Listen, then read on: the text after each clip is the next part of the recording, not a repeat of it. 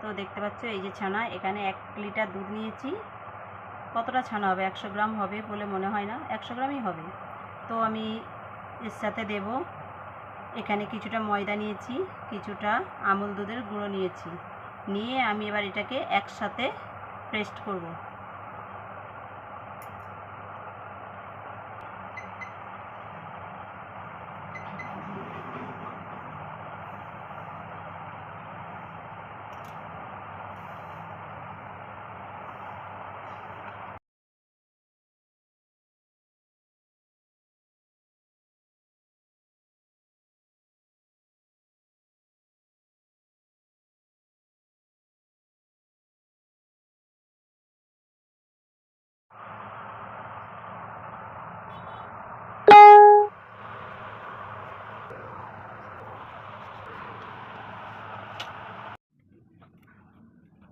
বন্ধুরা দেখো আমার এটা প্রায় হয়ে গেছে।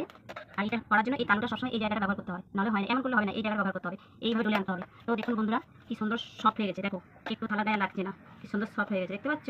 দেখো এটাকে আমি এবার গোল গোল করে রেখে দেব। এটা 10 মিনিটের জন্য একটা পাত্র দিয়ে ঢাকা দিয়ে রাখবো। 10 মিনিটের ঢাকা থাকলো, দেখাবো।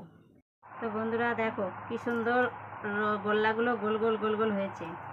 জানি না, আমি ফার্স্ট টাইমে রসগোল্লা বানাচ্ছি, আর একটা হবে, এত সুন্দর সফট হয়েছে কি বন্ধুরা,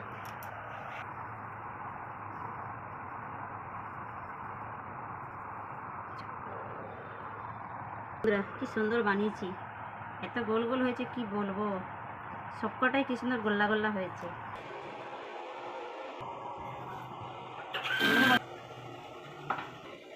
তো বন্ধুরা আমার শিরা কি সুন্দর ফুটে গেছে, দেখো কত সুন্দর ফুটছে। এবার আমি এক এক করে রসগোল্লাগুলো দিয়ে দেব। রসগোল্লা না, এখনো গোল্লা, তোমরা পুরো ভিডিওটা দেখতে থাকো।